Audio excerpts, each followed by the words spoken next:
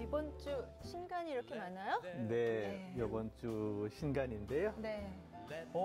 커피 향이 아주 좋은데요. 네, 날씨 차가워진 것 같아서 준비해봤어요. 네, 커피 어울리고 이 분위기도 너무 어울리는 것 같은데요. 정말 확 달라졌죠? 네, 아주 새로운 분위기입니다. 네.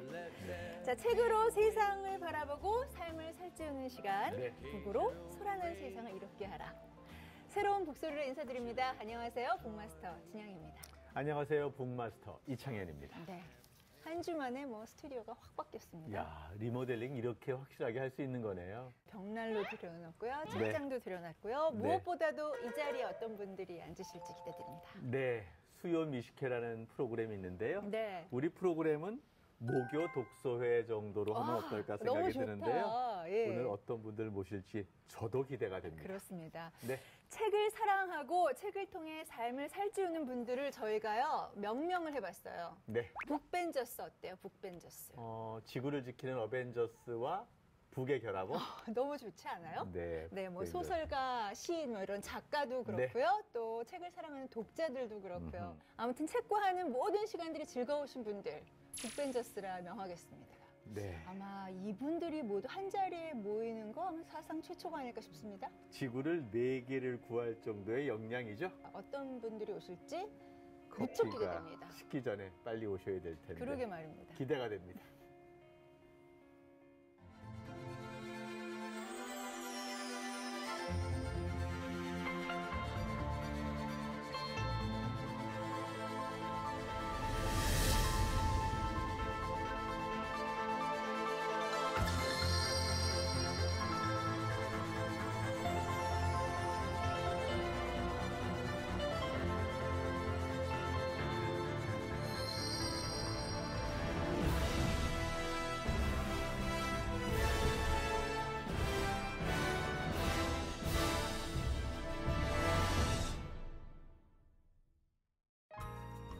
네, 아이고. 안녕하세요. 반갑습니다. 반갑습니다. 어서 오세요. 예, 반갑습니다. 예, 어서 오세요.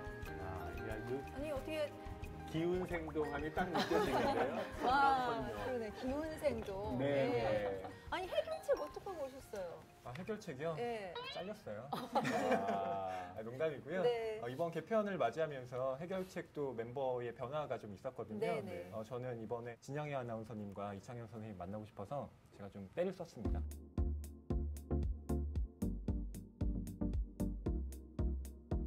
저희들이 사전에 인터뷰를 해봤더니 지금 말하지 않은 또 다른 열망이 있더라고요. 열망 있죠. 이제는 커밍아웃 하시죠. 네. 2019년이 이제 얼마 안 남았잖아요. 네. 새해 목표 중에 하나가 옆에 계신 이가희 북배님처럼 북튜버가 되는 거예요. 네. 사실 책에 대해 너무 엄숙하게 얘기만 하는 게 평론가가 할 일은 또 아닌 것 같아서 좀 책으로 재미있게 즐겁게 살아보자라는 마음으로 내년에 북튜버 해보려고. 제대로 광고하는데요. 네. 많이 구독 부탁드려요. 네. 벌써 아직 채널도 없는데 위협을 느끼네요. 아니, 약간 경쟁 관계? 가이부배님, 예. 네, 안녕하세요. 저는 좋은 책을 골라 맛있게 소개하는 책 읽지라 이가희입니다.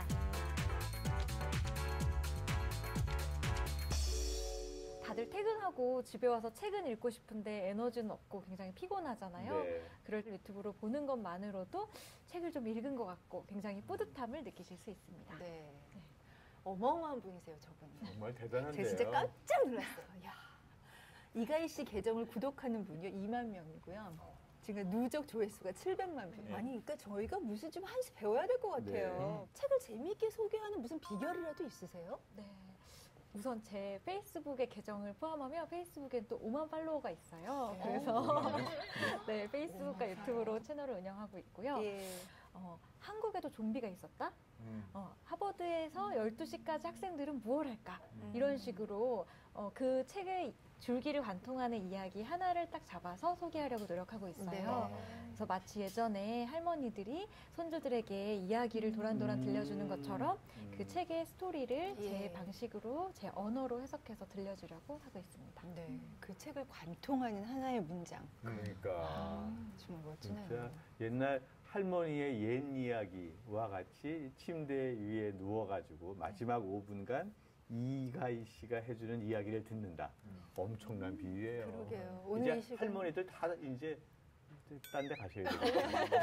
왜 그러세요 지금? 그러니까 이거 다 이걸로 그러니까 하신다니까. 너무 할머니와 그런 시간이 그리웠는데 맞아요. 이가희 씨가 그런 니즈까지 충족시켜 주시는 거죠. 대단하십니다. 예. 자, 그런가 하면요. 이분은요. 현역 온라인 서점 인문 MD이신데요. 이분이 추천하는 책을 구입했다는 독자들이 정말 많으시대요. 그래요? 박태근 북변께서는 한 달에 책을 한 몇 권이나 읽으십니까? 읽는 것이요. 네. 제가 가장 약한 것인데요. 아, 네. 저는 출판사에서 책을 만드는 편집자로 일을 하다가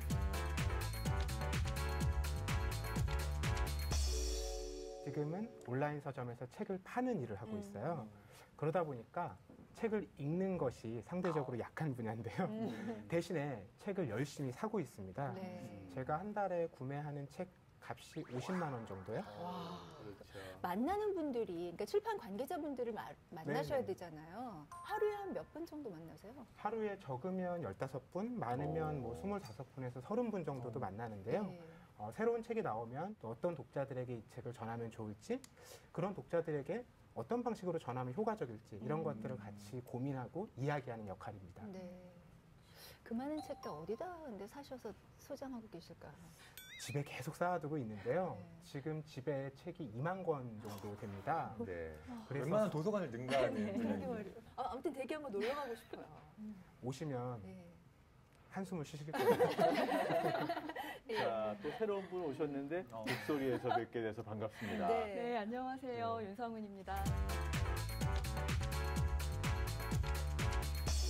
정말 네. 영화계, 문화계를 네. 조매무진하는 북벤저스입니다. 아, 사실 근데 뭐 저는 이렇게 책 많이 읽으시는 분들 앞에서 너무 부끄럽죠. 제가 여기에 이제 합류하게 됐다라는 게 너무 감사하고 영광인데요. 네. 그럼에도 불구하고 책을 읽고 이렇게 함께 나누게 돼서 너무너무 기쁘게 생각을 합니다. 네. 네. 지금 영화평론가로 활동하고 계신데요, 윤성은 씨께서는. 근데 네. 아니 문화계 1위를 석권하는 잡지 편집위원이세요? 네, 네, 제가 그럼- 좀 자랑해도 괜찮겠죠? 그럼요. 마음껏 하세요. 마음껏 하세요. 네, 쿨투라라는 잡지인데요. 네. 문화예술 잡지입니다. 사실 이 책이 10년이 됐어요. 네. 개간지로 10년 동안 나오다가 이제 9월 달부터 월간지로 아. 저희가 바꿔서 정말 열심히 편집위원들이 이제 뛰고 있는데요. 또 진심이 통했는지 잘 팔려서 이런 결과가 근데 나온 것 같아요. 네 분 모셔서 네. 저는 우리 프로그램 빛나는 건 좋은데 한 분 한 분이 너무나 훌륭해서 네. 묘한 좀 위기감도 느끼는 것 같은데 저만 그런가요? 전 너무 좋은데요? 아, 완전 그렇구나. 천수만말로 얻은 네, 거 얻어서. 네, 그렇습니다. 그리고 정말 네, 흥미로운 네. 얘기 너무 많이 들을 수 있을 것 같아요. 네, 알겠습니다.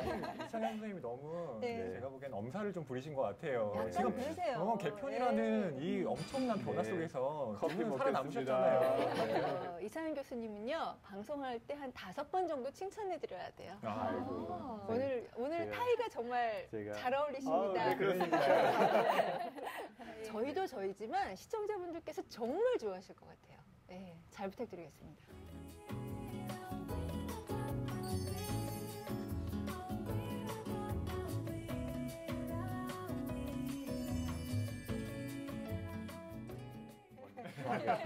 자, 그러면은 개편 첫 회 북벤저스 비긴 시작하겠습니다. 네. 신간 소개부터 좀 했으면 좋겠는데요. 직접 좀 여러분들께서 소개를 좀 취향에 맞는 책들을 그러니까 말이죠. 추천해 주시면 좋겠다 하는 와. 생각 이게 들어서 다 네. 신간인 거죠? 네, 그렇죠. 좀 네. 올려놓을게요. 네. 여러 가지 책들이 왔는데요. 네. 제가 보니까 요즘에 그 시대를 좀 반영하고 있는 게 아닌가 생각도 좀 들어요. 네. 그래서 어떻게 잘 살아야 된다 이런 것보다는 우리가 살아가는 모습을 그대로 인정하고 그 안에서 조그맣지만 행복을 느끼는 그런 네. 책들이 많은 것 같아요. 뭐 어쨌거나 내 인생 제목만 봐도 남의 인상처럼 뭐 쫓아가는 게 아니라 그냥 우리 주변에 있는 것들을 좀 풀어가자는 의미인 것 같고요. 또 관계를 읽는 시간 이런 것도 사실 우리가 성과 중심으로 가다 보면 놓치고 쉬운 게 관계 아니에요. 그래서 이제는 좀 관계를 바라보라는 시선 뭐 이런 것들이 좀 눈에 띄어서 네. 참 좋은 것 같아요. 자, 그러면 가희 씨께서 추천해 네. 주실 만한 책 아, 있으세요? 제가 조금 민망하기는 하지만 네. 네, 여기서 제 책이 오, 보이니까 진짜요? 참 민망하고 아. 네. 근데 굉장히 반가운데요. 네. 안 그래도 되는 거예요? 제가 좀 네. 빨대를 꽂겠습니다. 네. 네, 저희 책 따끈따끈한 새 책 알나파인인데요. 네. 이 책은 우울증에 대해서 다룬 책이에요. 아까 이창현 북마스터님 말씀해주신 것처럼 사실 사람들이 굉장히 마음의 문제 그리고 외로움, 뭐 인간관계 이런 부분에 대해서 불편함을 느끼고 있는 것 같아요. 그래서 저희는 뭐 전문가는 아니지만 저희가 일반인의 입장에서 겪을 수 있는 그런 궁금증들을 쭉 리스트를 만들고 뭐 정신과 선생님, 상담 선생님 그리고 보험 설계사분도 만났어요. 이제 그걸 책으로 담은 게 어쩜 저렇게 말을 잘해요? 본인의 책 소개니까 아, 소개해야죠. 제목이 궁금한 것 같아요. 네. 보통 요즘 심리서들이 난 괜찮다, 네. 너 힘들어도 괜찮다 이렇게 네. 위로해주는 책들이 많은데 네. 맞아요. I'm fine이 아니라 I'm not fine이에요. 네. 사실 저희가 늘 그런 문제일 때 뭐 스스로한테도 맞아. 나 괜찮아 열심히 하면 돼 이렇게 말하고 그런데 사실 그런 마음의 문제 심리 문제를 좀 테이블 위에 올려놓고 얘기해 볼 수 있으면 좋겠다 진정한 대화가 필요하다라는 의미로 아임나파인으로 쓰게 됐습니다. 와, 저자가 직접 네. 소개해주는 그렇죠. 신간 좋은데요? 네. 다음은 네. 어떤 걸 자, 소개하실래나? 그러면 이번에 윤성욱 밴, 예. 사실 저는 맨 끝에 깔려있는 저 가문비 탁자라는 소설을 네. 앞에 좀 봤거든요. 네. 선물을 받아가지고. 네. 가문비 탁자. 네, 이게 공인국 선생님, 작가님의 책인데 이분이 또 인류학자시기도 해가지고 정말 캐릭터에 대한 깊이가 느껴지더라고요. 그런 부분이 좋아서 영화로 만들어줘도 괜찮을 것 같고요. 네, 재밌게 읽고 있습니다. 자, 그러면 이분은 어떤 책을 추천해 주실지 예, 기대됩니다. 박태근 북밴. 네, 저는 매일 수십 건의 신간을 만나기 때문에 네. 사실 여기 놓인 거의 모든 신간을 네. 한 번씩은 봤습니다. 아, 네. 그 중에 여러분들께 소개해드리고 싶은 책 네. 두 권인데요. 예. 제일 밑에 있는 두 권. 밑에 있는 것들이 많이. 그렇죠. 예. 예. 이 첫 르네 책은 마그리트, 예. 맞습니다. 네. 마그리트의 네. 글인데요. 제목이 재밌죠. 한국 남자. 네. 근데 한국, 남자예요. 맞습니다. 예. 지난 2015년에 예. 한국 사회 맨스플레인이란 말이 알려지기 시작하면서 여러 가지 페미니즘 이슈들 또 책들이 꾸준히 나오고 있는데요. 그런 책들이 대부분 여성들이 놓인 어려움 이런 것들을 지적하는 책들이 많았습니다. 그런데 이 책은 한국의 30대 남성 사회학자가 한국 남성들이 지금 어떤 상황에 놓여 있느냐, 왜 남성들이 그런 페미니즘이라는 운동에 동의하지 않고 자꾸 네. 다투고 있느냐, 네. 이런 것들을 분석해보는 책이에요. 네. 말씀하셨듯이 그래서 쉼표가 있는 겁니다. 한국 남자라는 일반 명사가 아니라 한국이라는 공간에서 살고 있는 남자들의 이야기라는 것이죠. 아니, 예. 왜냐면 다른 성을 이해하기 위해서. 예. 네. 그리고 요즘 갈등 정말 심한데. 맞습니다. 예. 관심 가는 책이에요. 그리고 이 책은요, 굉장히 귀엽죠. 네. 이 돼지가 그려져 있는데요. 네. 대단한 돼지. 대단한 돼지 에스더. 네. 캐나다 이야기입니다. 네. 이 저자가 둘이 같이 사는 친구예요. 그런데 어느 날 자기 오래된 친구가 자기가 미니 돼지를 갖고 있는데 키우고 있는데 지금 기르기가 어렵게 됐다. 대신 맡아주겠느냐. 이래서 흔쾌히 집에 데려옵니다. 실제로 돼지를 키우는 거예요? 그렇죠. 근데 핵심은 예. 미니 돼지는 30kg 정도밖에 안 되거든요. 다 자라도요. 예. 그런데 이 돼지가 알고 보니까 예. 미니 돼지가 아니라 일반 돼지였던 거예요. 그래서 무려 300kg까지 자랍니다. 어머. 그러니까 감당이 안 되는 거죠. 네. 물을 한 번 먹을 때 11리터씩 먹습니다. 네. 그러면 물통이 방만해야 돼요. 11리터를 먹으면 그만큼 또 내보내야 되겠죠. 이 화장실 처리도 문제가 보통이 아닙니다. 그래서 이 돼지를 키우면서 여러 가지 동물권에 대한 얘기들, 채식주의에 대한 얘기들 이런 것들을 알게 되고요. 결국에는 이 돼지 이야기를 페이스북에 올리는데요. 예. 지금 그 페이스북 페이지의 구독자가요 140만 명입니다. 그래서 그분들께 소셜 크라우딩 펀딩을 통해서 네. 돈을 모아서요. 네. 이 돼지가 편하고 자유롭게 살 수 있는 농장을 구해서 네. 에스더 그리고 또 다르게 힘든 상황에 놓여 있는 동물들을 같이 초대해서 네. 같이 지금 삶을 꾸리고 있습니다. 어마어마한 반향을 불러일으킨. 그렇죠. 예. 동물권. 예. 귀에 쏙 들어요, 동물권. 그나저나 허위북밴 걱정되는데요. 왜요? 왜 걱정이 되십니까? 아니, 소개하실 책이 있을까요? 저 여기 앞에 갖다 놨죠. 그럴 줄 알고. 네. 제가 소개하고 싶은 책은 1인 시위라는 책인데요. 1인 시위. 네. 근데 시네요? 가운데가 네. 이렇게 시자가 붙어 네. 있잖아요. 그러니까 이건 혼자서 하는 어떤 뭐 집회라는 의미도 있지만 네. 한 사람이 싫어할 수 있는 행위라는 부제가 붙어 있어요. 아, 예. 이건 시와 랩의 만남이라고 요약해서 말씀드릴 수 아, 있는데요. 랩이요? 네, 랩이요. 이 노래하는. 노래하는데 아. 고백을 좀 해야 될 것 같아요. 랩 잘하신다고요? 아니요. 랩은 진짜 못하고요. 이 책의 해설을 제가 썼습니다. 예.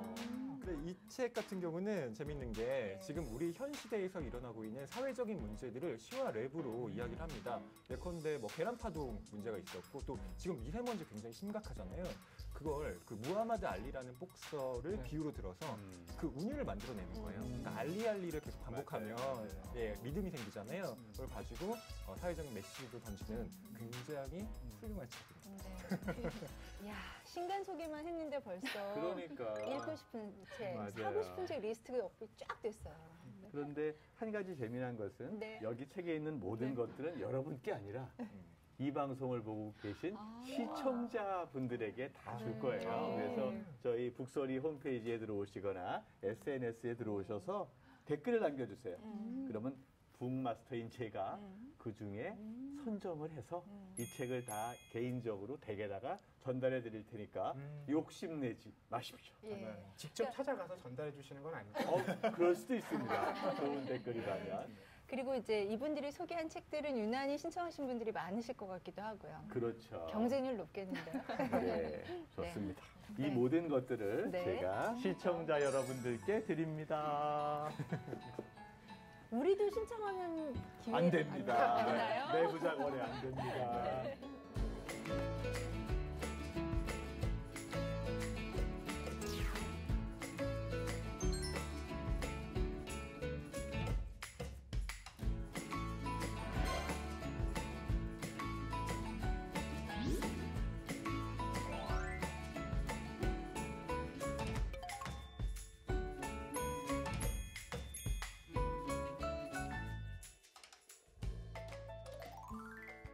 올 3월부터 거의 사실은 끊임없이 수없이 많은 일들이 진행이 됐어요. 근데 신문이나 매체를 통해서 많이 알린다고 알렸는데 역부족이었던 것 같긴 합니다만 또 라이프러리라 그래서 라이브러리하고 라이프의 합성어예요. 그래서 생활 속에서 책이라고 하는 게 뭐 독서 이러면서 어떤 일정한 장소에서 책을 읽는다 이런 것보다는 그냥 생활 속에 스며듯한 언제 어디서나 편하게 시간만 나면 책으로 눈을 돌릴 수 있게 하는 그런 운동을 좀 해보자 해서 라이프러리라는 합성어를 만들어서 여러 그 프로그램을 만들어서 했고요.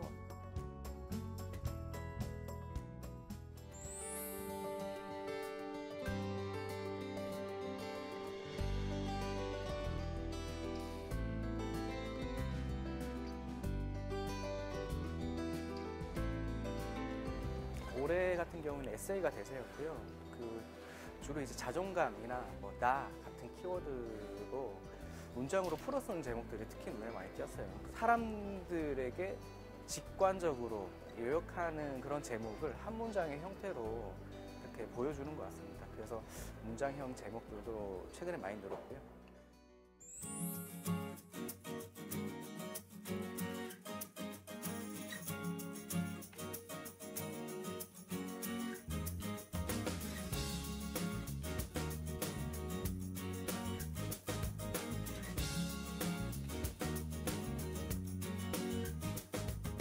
모두에게 개방이 돼서 모두가 와서 아무렇게나 책을 읽을 수 있는 공간인데 도서관에 가면 떠들면 눈치 보이고 종이장 넘기는 것도 조용히 해야 되는데 가족 단위로 방문을 해서 엄마가 책을 읽어줄 수도 있고 그러다 보면 소통이라는 게 자연스럽게 책을 통해서 되는 공간이라 저희는 책을 찾아가는 공간이 아니고 책을 발견하는 공간이라고 보시면 좋을 것 같아요.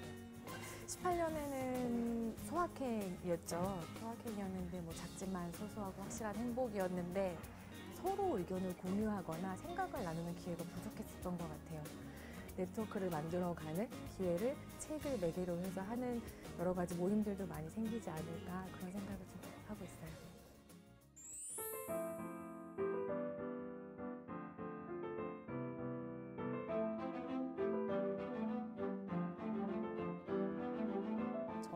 이제 고령화되고 있는 것을 어떻게 좀 막고자 이제 20, 30대 층을 좀 끌어들이고 싶다.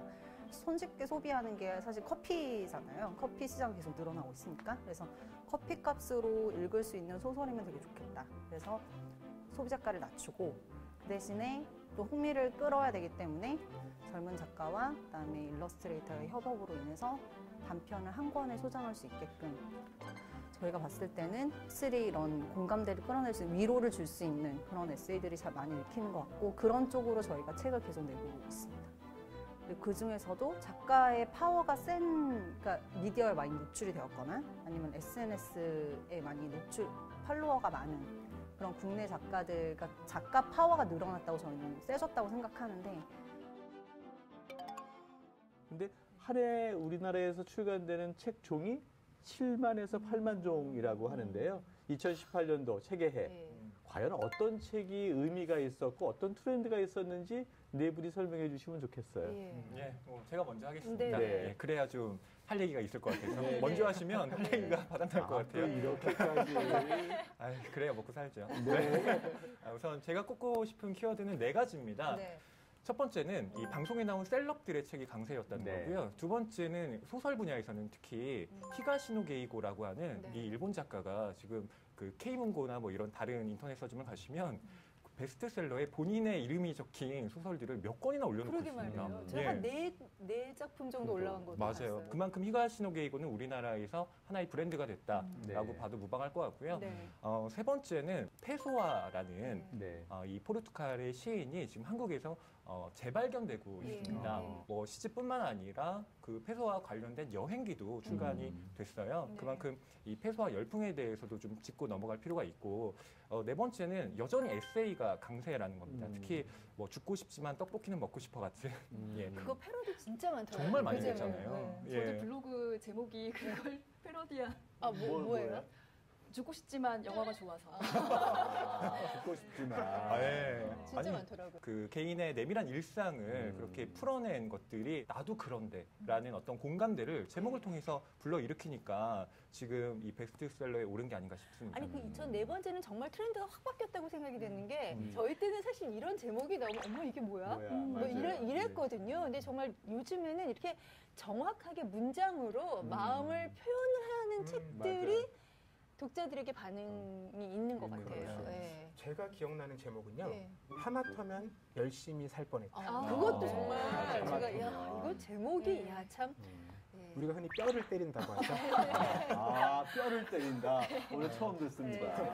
뼈를 때리는데. 저는 또 거기에 좀 덧붙이고 싶은데요. 네. 제가 어느 달에 말씀하신 것처럼 베스트셀러 10위에 있는 책들을 살펴봤어요. 네. 그런데 앞에 뭐 한 서너 권은 확실히 그런 이제 레거시 미디어라 불리는 TV에서 나왔던 정말 셀럽분들의 책이었는데 또 반대로 한 서너 편의 책은 사실 알려지지 않았지만 SNS에서 히트한 책들이 나왔거든요. 그렇기 때문에 확실히 미디어의 영향이 책의 판매에 많이 영향을 주고 있지만 그게 전통적인 TV뿐만 아니라 유튜브나 뭐 이런 소셜의 영역에서 영향도 많이 받고 있는 그러면 거예요. 전통적인 레거시 미디어와 함께 최근에 등장한 소셜 미디어가 책의 베스트셀러와 긴밀하게 관계하고 있다. 요쯤 하면 별다른 이견 없으시죠? 아니 저는 너무 재밌는 게요. 가장 뭐 대표적인 레거시 그 네. 미디어에 유일하게 남은 이 책 프로예요. 그렇죠. 한참 SNS를 맞아요. 통해서 책 관련 그 프로그램을 만들고 있는데 영향력 비교를 한번 해보면 우리가 지겠죠? 아니. 네, 저도 몇 가지 이제 특징을 생각을 해봤는데 프랑스에서 유행했던 살롱 문화가 한국에 굉장히 많이 퍼지면서 맞아요. 그 살롱 문화라는 거는 어떤 같은 취미를 공유하는 사람들의 모임이잖아요. 네, 그런데 그 중에 가장 크게 이제 자리 잡고 있는 것이 이제 독서 모임이거든요. 그리고 뭐 1인 출판사에서도 다양한 독서 모임을 또 만들어내고 있고 뭐 제가 아는 분은 뭐 일주일에 한 10개 정도는 하시더라고요. 독서 아니 돈 내고 하시더라고요. 그러니까 살롱 문화라는 네, 거는 네. 사실 이제 공간을 중심으로 하는 것이기 때문에 다 돈을 내고 하죠. 그러니까 이게 굉장히 놀라운 사실이라고 생각을 하는데 영화도 마찬가지인데 이렇게 보는 사람들이 보는 거거든요. 아, 그래요? 네, 그렇죠. 그렇기 때문에 안 읽는 사람과 많이 읽는 사람, 뭐 살롱 문화를 중심으로 해서 많이 읽는 사람이 정말 이제 극과 극으로도 갈리고 있구나라는 네. 그런 생각도 좀 들고요. 아니 독서 모임 얘기하셨는데 네. 중요한 건 그 책에 대한 얘기를 나누는 거기도 하지만 동시에 그 책을 매개로 본인의 이야기를 정말 많이 맞아요. 털어놓고 싶어 하세요. 맞아요. 이 책을 매개로 한 이런 독서 모임이 또 이 화랑이지 않나 그런 생각을 해보게 돼요. 그게 확실히 예전에는 서점에 가서 내가 무슨 책을 볼까를 고른다든지 뭐 친구들한테 추천을 받아서 책을 샀다면 지금은 소셜에서 다 경험을 하고 이 책을 사야지 하고 서점으로 가서 구매를 하는 게 많아진 것 같아요. 그래서 구매 과정에서 경험이 굉장히 중요해지지 않았나라는 생각이 해봅니다.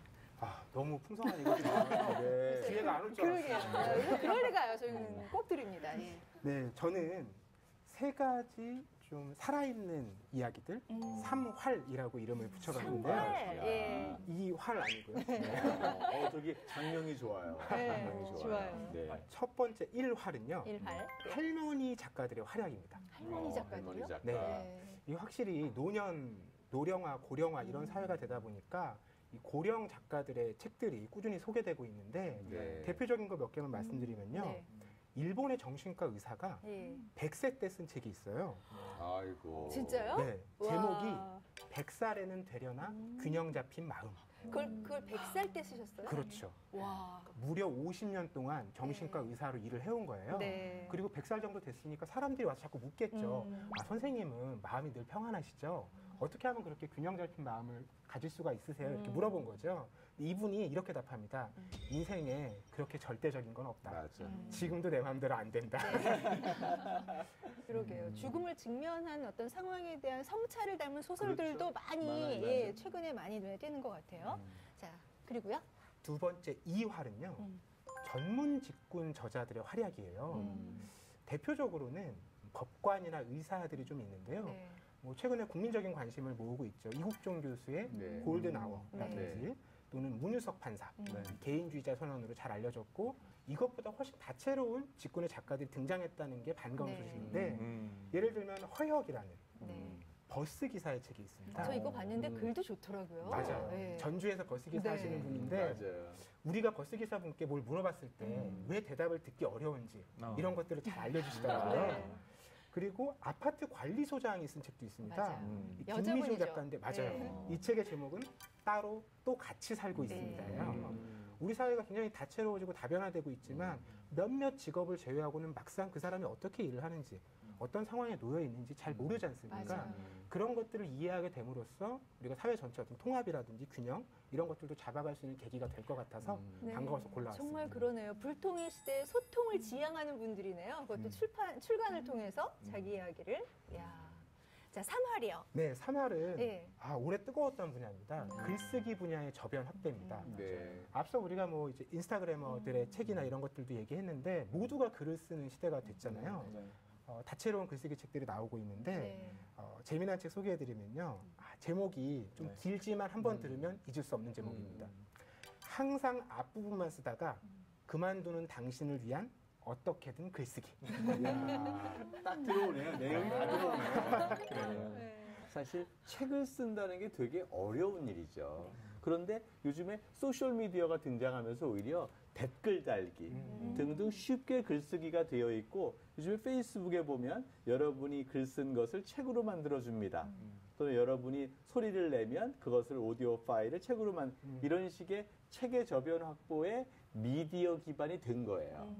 그래서 소셜미디어의 어설픈 댓글 달기가 어쩌면 누구나 책 쓰는 저변을 확대하는 중요한 계기가 됐다. 자, 박수.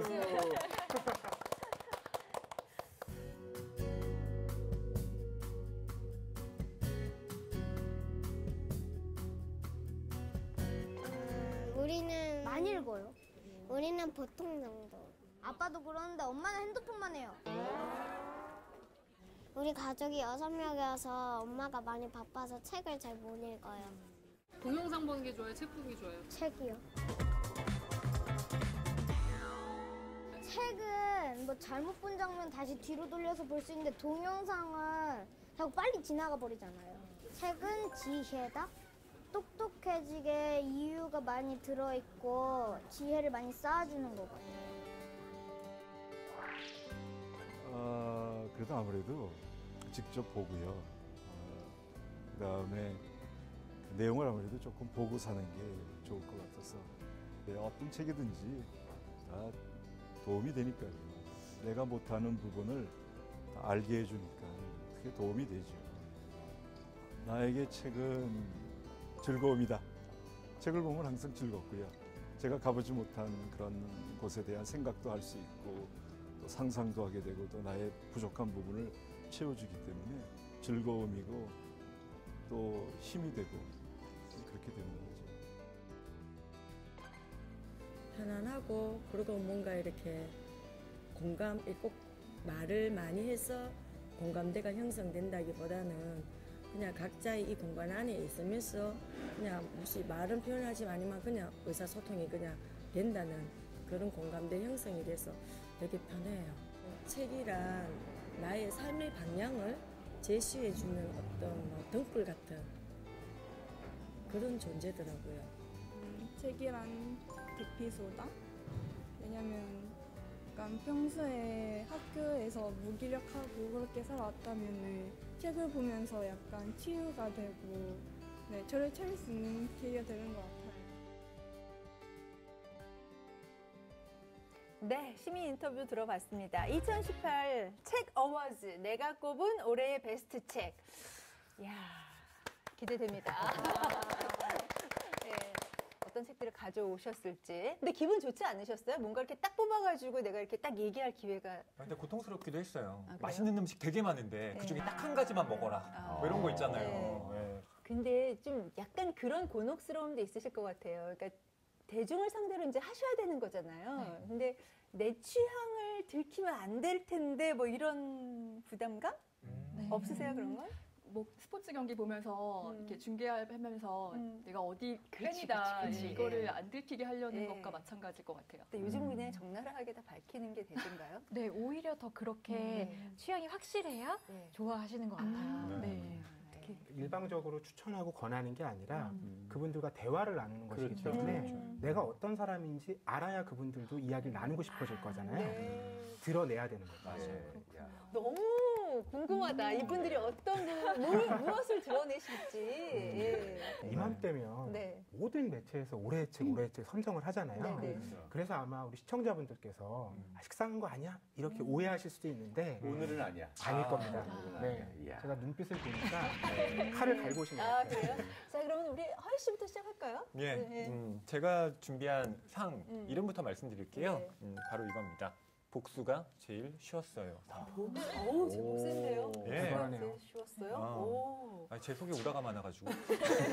네. 복수 얘기를 듣고 네. 올해 화제 베스트셀러 중에 정문정 작가의 책 있죠. 무례한 사람에게 웃으며 대처하는 거. 그거 아닐까 싶었거든요. 예. 저는 뭐 근데- 방황하는 칼날 이런 거. 칼날, 네, 예. 네. 저는 시인장의 살인 이런 살인이요? 제가 그렇게까지는. 뭔가 한마디 얹으셔야 되지 않아요? 말을 못 하겠어요. 이거 지금. 근데 그건 있어요. 올해 출간된 책은 아니고요. 올해 네. 이분들이 접하신 책들. 그러니까 맞아요. 예전에 출간이 됐더라도 네. 예. 그 책들 중에서 가져와 주십사 부탁을 했거든요. 네. 제가 여기 봉투가 하나 있는데요. 네. 그 허이 북벤이 선정하신 책에 대한 힌트를 저희 그 시민 북벤저스들께서 주셨거든요. 네. 이게 여러분께도 좀 힌트가 될 것 같아서 제가 좀 읽어드릴게요. 우리 제작진들 정말 정성이 갸륵합니다. 이렇게 그쵸. 열심히 카드까지 만들고. 너무 예쁘죠. 네. 자, 허이 복수가 제일 쉬웠어요. 상 힌트 드릴게요. 우리 시민 북벤들께서는 1. 미성숙하지만 거짓되지 않은 그 즐거움에 대한 책.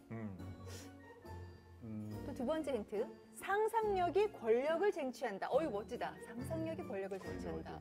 이게 네. 1960년대 어떤 시기에 이 구호가 굉장히 유행했습니다. 구호요? 네. 책 제목이 구호예요? 그 시기에서 딱 1년만 더 더하면 돼요. 아, 그래요? 네. 아세요? 네, 세 네, 번째 알것 힌트가 같아요. 이거예요. 즐겁게 살지 않는 것은 죄다. 이야. 저는 제가 힌트 읽어드리는데 저 모르겠어요. 그게 전복적인 사회 현상, 사회 운동이 있었던 그 시기를 뜻하는 숫자 같기도 해요. 맞습니다. 제가 준비한 책을 이쯤에서 공개해야 할 것 같은데요. 네. 그 무라카미 류 작가의 69이라는 소설입니다. 네. 이 69의 명제를 그냥 한 문장으로 집약해라라고 말씀드리면 축제처럼 살고 싶다. 네, 전 이걸 고르고 싶어요. 축제. 네. 축제처럼 사는 게 모든 뭐죠? 나의 어떤 생애 순간들을 페스티벌로 만들고 싶어하는 그 욕망. 예, 저는 어떻게 보면 그게 이 책이 담고 있는 핵심이라는 생각이 드는데요. 그 무라카미 류가 이 책의 그 작가의 말에서 이렇게 쓰고 있습니다. 그러니까 자신을 괴롭혔던 많은 사람들, 특히 학창 시절에 대한 이야기를 하는데요. 그런 사람들에게 복수하는 최고의 방법은 그들보다 즐겁게 사는 일이다라고 말을 해요. 아니요, 내가 저 사람들보다 더 재밌게 살겠어. 내가 저 사람들에게 내 웃는 모습을 보여줄 거야. 라는 그 다짐이 어떻게 보면 최고의 복수 방법이 아닐까 싶어서 이 상에 걸맞는 책으로 갖고 왔습니다. 네. 무라카미 류가 사실은 굉장히 그 문장이 야한 게 많아서 읽어보셨나 봐요.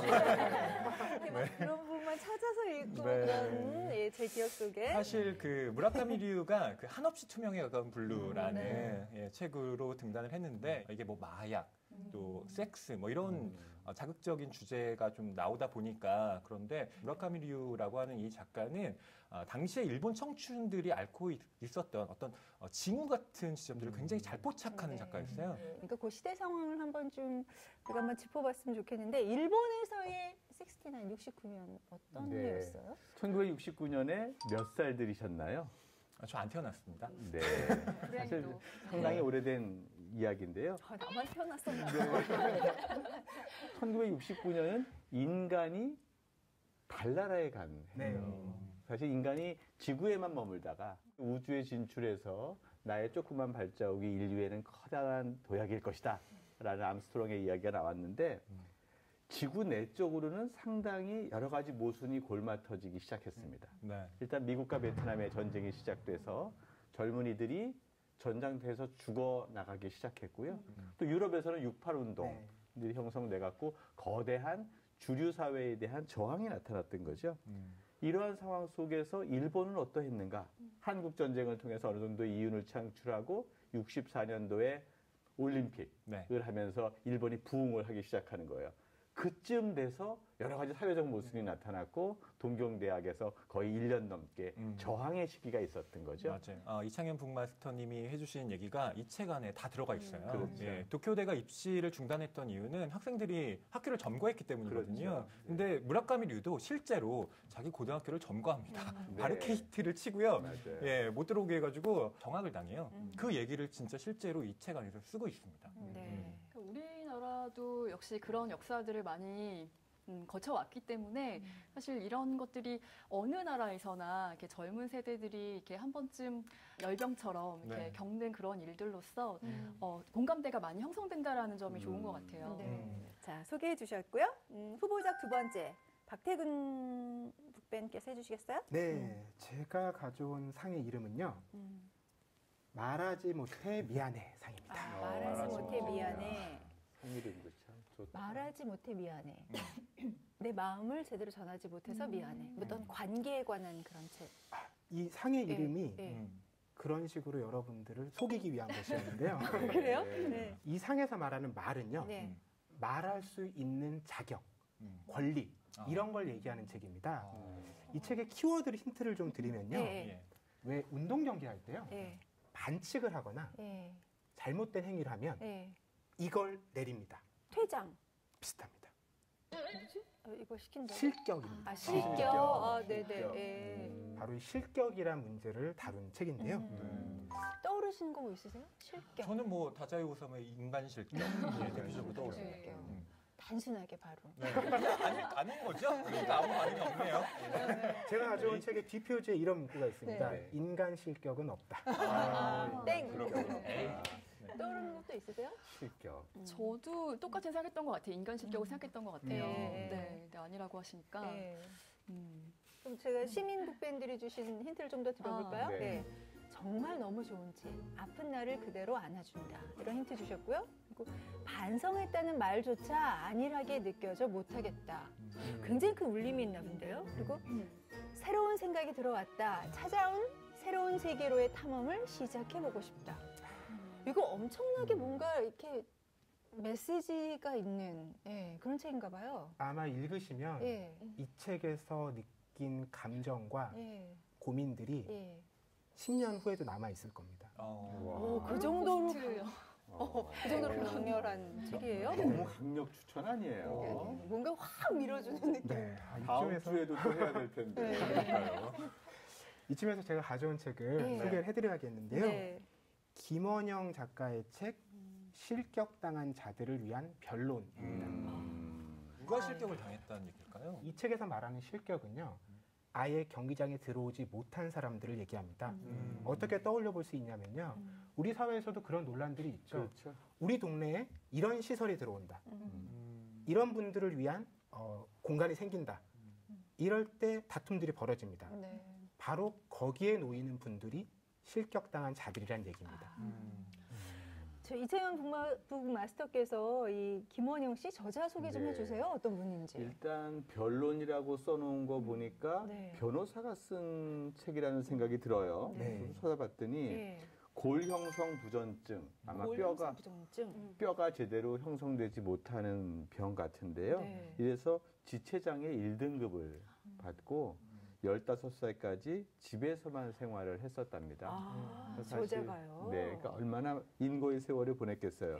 그런데 장애인 특수학교를 거쳐서 서울대 로스쿨을 졸업하고 지금 국가인권위원회에서 활용하는 변호사예요. 정말 실격이라는 것을 늘 마음속에 가지고 있던 사람들이 쓴 체험적 변론이 아닌가 생각이 드네요. 그러니까 저는 이 표지를 보면서 궁금한 생각이 드는 게 의자가 놓여 있고 그 의자에 아무도 앉아 있지 않아요. 이게 뭘 의미할까 궁금하기도 해요. 이 책의 도입부에서 아주 놀라운 에피소드를 전달해 주는데요. 잘못된 삶 소송이라는 재판이 있습니다. 어떤 거냐 하면 아이가 장애를 갖고 태어납니다. 그런데 이후에 그 부모와 아이가 그걸 제대로 진단해내지 못한 산부인과 의사를 고소하는 겁니다. 왜냐하면 장애라는 손해를 제대로 인지시켜주지 못해서 우리가 지금 손해를 보았으니 부모 입장에서 배상을 하라는 것이죠. 그런데 이 문제에서 우리가 이런 물음을 떠올리는 겁니다. 과연 인간이 세상에 태어난 게 손해일 수가 있는가? 여기 답하기가 쉽지가 않은 거예요. 이 작가 스스로도 본인도 그런 고민을 많이 했을 거잖아요. 내가 이렇게 태어난 것이 내 부모에게 손해였던가? 아니면 나도 이런 걸 알았다면 이 유전병이거든요. 내 부모 혹은 내가 그런 상황일 때 똑같은 선택을 할까?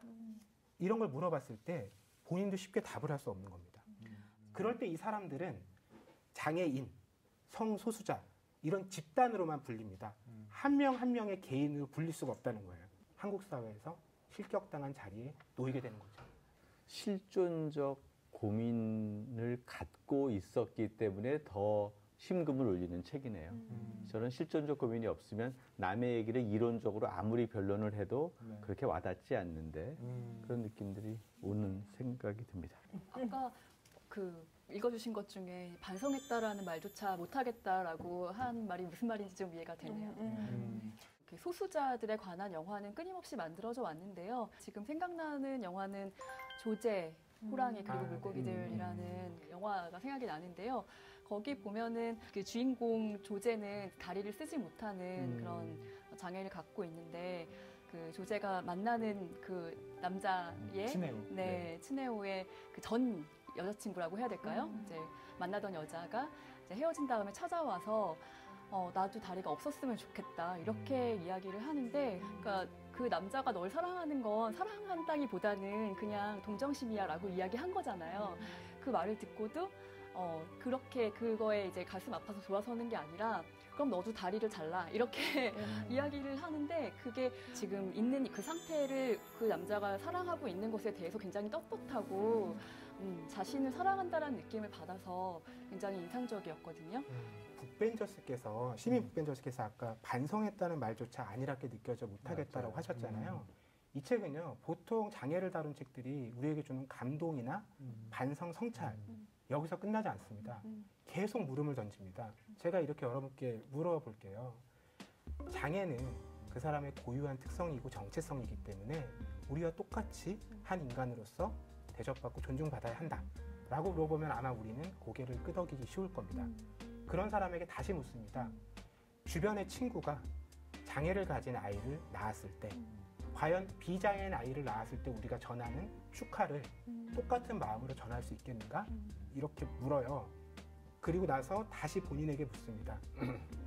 내 아이를 가졌을 때 내 아이가 그런 유전병을 갖고 있다는 걸 내가 안다면 나는 과연 그걸 그 아이의 정체성과 고유성으로 받아들이고 낳는 선택을 할 수 있을 것인가? 답을 내리지 못하고 이야기가 끝이 납니다.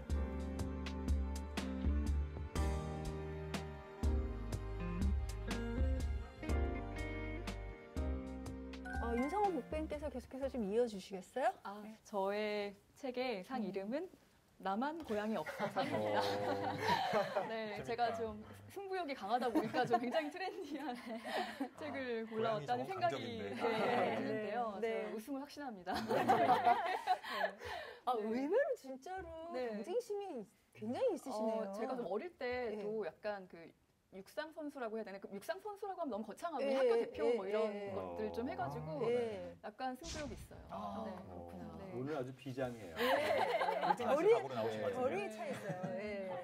나만 고향이 없어상, 나만 고향이 고양이 관련 책 이거 힌트가 네, 고양이 뭐 관련 책 이제 당연히 고양이가 등장을 하고요. 힌트를 드린다면은 만약에 진짜 이런 고양이가 있다면은 저희 북소리에 1순위로 섭외해야 되는 그런 그럼 판타지인가? 판타지 작품인가요? 네, 그렇습니다. 아, 그래요?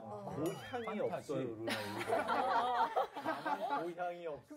지금 저는 박소리 진짜? 예. 요즘에는 에세이나 소설 표지에 고양이가 없는 책이 없어요. 맞아요. 너무 머릿속에 떠오르는 책이 많습니다. 고르지 못하겠습니다. 그렇죠. 그 도서관에 사는 고양이. 듀이요. 네, 저 그 책이 생각이 났어요. 그리고 내 어깨 위 고양이 밥이라는 책도 있는데, 그러니까 홈리스였던 사람이 고양이를 만나면서 삶이 변화하게 되는 내용을 담았는데 또 그건 아니군요. 다 아니라고. 표정이 굉장히 여유가. 얘기하면서도 내가 헛다리했구나 싶어요. 아니 근데 벌써 저희가 고양이 단어만 나와도 이렇게 화기애애해지지 않습니까? 그러면 이 자리가. 영화평론가 윤성원 씨가 얘기하고 있는 나만 고향이 없어상 과연 무엇일까요? 제 시민 북弁힌트를 좀 드릴게요. 예. 나미야 자파점의 기적과 비슷한 분위기다. 예. 이거 판타지 소설일 것 같은. 책을 읽는 이유는 뭘까? 갑자기 어려워지고요. 돈 이야기는 그만두고 오늘 읽은 책 이야기를 합시다. 힌트가 무슨 사람을 더 어렵게 하는. 네, 그럼 이쯤에서 공개를 하도록 하겠습니다. 네. 제가 가지고 온 책은요, 책을 지키려는 고양이라는 책입니다. 아스카와 소스케의 책을 지키려는 고양인데요. 여기에 이제 문 닫을 위기에 처한 고서점이 등장을 하고요. 여기에 그 고서점을 떠나게 된 한 소년이 등장을 하는데요. 책을 정말 사랑하는 그런 소년이죠. 근데 이 소년 앞에 정말 늠름한 고양이 한 마리가 나타나서 자기를 도와달라고 따라오라고 합니다. 그래서 이 소년이 마주하게 되는 사람들은 지금 현대인들이 책을 어떻게 대하고 있는지를 참 잘 보여주는 그런 사람들인데요. 예를 들면 책을 한 번만 딱 읽는 거예요. 정말 빠른 속도로. 그리고 자물쇠를 채워버리고 어차피 두 번은 안 읽는다 이거죠. 두 번 읽을 필요도 없고 자기가 과시하는 거죠. 책을 얼마나 많이 읽었다 내가. 그런 사람이 나오고 또 책을 완전히 다 난도질해서 한 단어로 딱 요약하는 사람이 나와요. 그래서 책을 다 읽을 필요 없다. 이 많은 책들을 언제 다 읽겠느냐 하면서 한 단어로만 요약하는 사람이 나오고 독서에 대한 부분들까지도 소년이 다시 한번 이 독자들에게 알려주게 되는데 결국에는 또 사람이 책을 지켜야 되지만 또 책이 사람을 지켜주잖아요. 이 두 가지 메시지가 같이 담겨 있는 책입니다. 아니 윤성호 북弁그 표정이요 재밌어서 어쩔 줄 몰라 하는 그런 표정으로 막 소개를 하고 있어요. 근데 저는 처음 이 작품을 이제 처음 소개해 주셔서 처음 들었는데 이 작품 읽다 보면 책을 좋아하시는 분들이라면 어디쯤에서는 본인과 똑같은 사람을 만날 수밖에 없습니다. 아, 그래요? 저는 첫 단계에서 만났어요. 그래요? 정말요? 책을 쌓아두고 자랑만 하는 사람. 저도요. 욕심도 막 쌓아놓고 언제 이거 읽지 막 걱정하고. 그래서 요즘은 독서가라는 말 대신 매서가라는 말이 음. 있거든요. 네. 네. 아니 근데 네. 저기 네. 인터넷 서점 MD로 계신데 네. 인터넷 서점의 입장에서는 그럼 매서가야말로 최고의 고객 아닙니까? 아, 인터넷 서점뿐만 아니라 출판사에게도요. 가장 좋은 독자는요. 본인이 샀던 책을 까먹고 다시 사는 거예요. 그렇죠. 그렇죠. 저요. 꼭 그런 경우 있어요. 꼭 그런 경우 이건 있어요. 저자에게도 좋고요. 네, 세상 예. 모두에게 좋습니다. 아, 진짜요. 네. 이 책 선정한 이유 다시 한번 알려주세요. 네, 그래도 올해 읽은 책만 해도 좋은 책이 너무 많잖아요. 한두 권만 꼽기가 너무 어려우니까 저는 이제 컨셉에 맞춰서 저희가 이제 북벤저스로 모였고 앞으로 또 시민 북벤저스를 소개할 거기 때문에 책을 사랑하는 분들이 읽으면 좋을 책 그리고 우리에게 독서를 어떻게 해야 되는가에 대해서 다시 한번 인식시켜주는 그런 책을 소개하려고 아예 컨셉을 좀 줄여서 저 스스로 네, 그렇게 만들어 봤습니다. 그래서 네. 이 책을 일단 가지고 나왔습니다. 네, 저는 이 네. 책에서 기억나는 구절이 그러니까 책의 힘은 결국 사람을 생각하게 하는 마음이라고 얘기를 하거든요. 그러니까 저는 꼭 책을 많이 읽을 필요는 없다고 생각해요. 중요한 건 그 책을 읽고 나서 다른 사람들, 특히 그러니까 타인들에 대해서 내가 어떤 생각을 가질 것이냐. 예, 그렇기 때문에 또 의미가 있는 책이라고 생각합니다.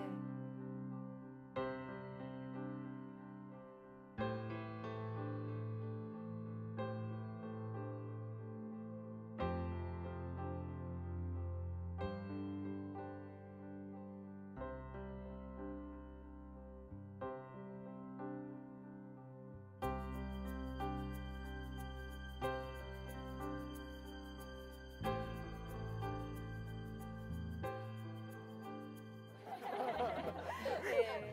자, 분위기 아주 좋습니다. 네. 마지막 후보자 공개해야죠? 네. 이가희 북벤? 네. 저는 전생이 무슨 사이라는 상으로 정해봤습니다. 전생에 무슨 사이? 제가 네. 가끔 쓰기도 하는데 저거. 네. 내가 전생에 나라를 구했나? 아니 뭐 무슨 인연이 있지 않을까? 뭐 이런. 네, 전생에 대해서는 저는 사실 또 심령 소설 굉장히 좋아하거든요. 네. 그래서 예전에 그 이우혁 작가의 네. 퇴마록이라는 소설을 진짜 좋아했습니다. 네네. 그래서 거기에 보면 이른바 그 현신이라는 개념이 나와요. 네. 퇴마록은 아니군요. 아, 이거 아니네. 정답이다. 전생이 무슨 사이라고 하면은 네. 신과 함께 같은 웹툰을 떠올리게 됐지만 네. 아니겠죠. 어때요? 네. 아쉽다. 시민 북벤들께서 주신 게 평화로운 삶을 살기 위해 꼭 필요한 가이드북. 그러나 그 실천이 쉽지만은 않은. 기존에 알고 있던 폭력에 대한 정의가 바뀐다. 폭력이라는 말이 들어갔군요. 그러네요. 네. 네, 제가 소개할 책은요. 비폭력 대화라는 네. 책입니다. 그 사실 폭력이라고 생각하면 물리적인 되게 느낌이 있잖아요. 그런데 우리가 일상에서 쓰는 대화들도 사실 굉장히 폭력적이고 서로의 마음을 상처 주는 경우가 많거든요. 이 책에서는 비폭력 대화를 하기 위한 어떤 방법들을 제시해요. 사실 제가 이 책을 읽게 된 건 올해 굉장히 오랜만에 부모님과 함께 다시 살게 됐거든요. 그러면서 어머니와 매일 마주하게 됐는데 떨어져 있을 때는 굉장히 애틋하고 다정했는데 맞아요. 같이 사니까 전쟁이 시작된 거예요. 근데 사실 엄마와 딸의 관계는 건널 수 없는 강이라고 해요. 네. 아니, 그건 아빠 아들도 마찬가지예요. 아, 그런가요?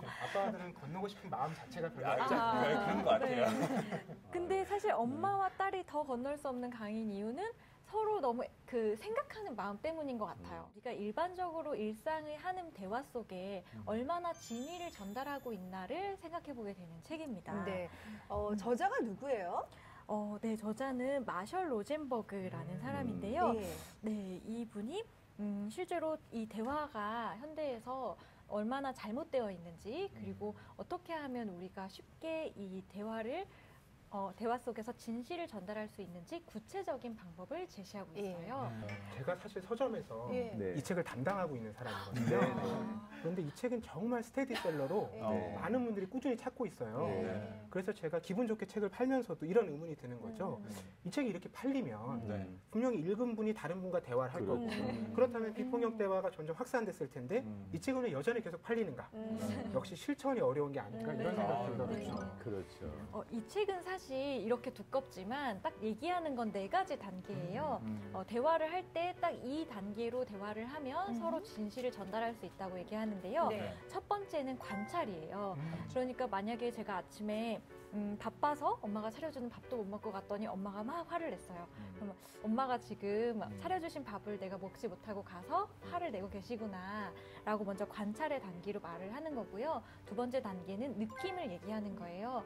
아, 엄마가 화를 내니까 내가 슬프다. 그리고 세 번째 단계에서는 욕구를 얘기하는 거예요. 아, 사실 나는 엄마한테 따뜻한 말 한마디 그냥 더 듣고 싶고 인정받고 싶다. 그리고 네 번째는 그러한 마음을 부탁을 하는 거예요. 그래서 엄마, 내가 아침에는 밥을 못 먹고 가더라도 그냥 우리 사랑한다고 포옹 한번 하고 싶어요 라고 이제 이런 부탁을 하는 요 4가지 관찰, 느낌, 욕구, 부탁을 차례대로 말할 수 있으면 우리는 갈등이 없을 것이다 라고 굉장히 구체적인 근데 단계를 그렇게 했는데도 엄마랑 갈등은 지속되죠? 예. 맞아요.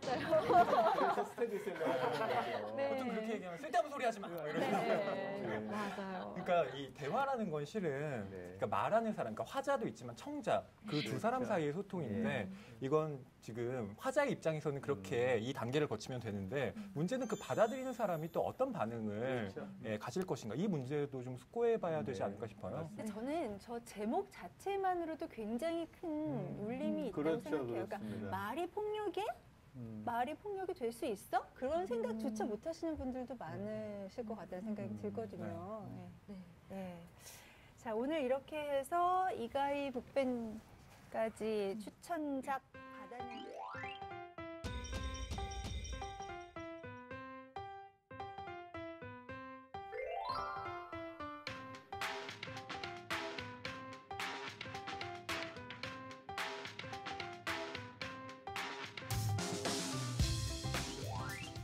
네 권 가운데 한 권을 선택하는 거죠? 네. 짜자자자. 야, 근데 이거 시청자 여러분들 굉장히 힘드시겠다. 저도 벌써 이게 마음이 왔다 갔다 하는데. 그러면 인생은 축제처럼 살아야죠. 은근히 또 저렇게. 예. 아, 참, 그런데 네. 저희 다음 주는 어떤 주제로 이야기 나누나요? 아, 저희 다음 주요. 저희 프로그램에 관심이 있으시다면 해결책 코너 있는 거 아시죠? 네. 예, 해결책의 확장판으로 직접 이제 저희가 시민 북밴을 모시고 이제 여러분과 함께 시간을 만들어 보려고 합니다. 네. 만나고 싶은 저자, 다뤄보고 싶은 책, 이야기하고 싶은 주제가 있으면 언제라도 시민 북벤저스로서 얘기해 주시면 저희 홈페이지에 나와 있으니까요. 저희들이 다 여러분들의 소개를 듣고 또 달려가겠습니다. 네, 앞으로 저희가 회를 거듭할수록 시민 북벤저스들과 많이 만나고 네. 함께 만드는 프로그램으로 최선을 다하겠습니다. 여러분 많이 응원해 주시길 부탁드리면서 인사드릴게요. 진짜 중요한 역할이 남았거든요. 네. 우리가 이게 얼마나 정말 의기투합해서 그러니까. 잘할 수 있을런지. 예, 파이팅! 자, 그럼 다 같이 외치면서 마무리하겠습니다. 북으로 소란한 세상을 이롭게 하라. 다음 주에 만나요. 감사합니다. 고맙습니다.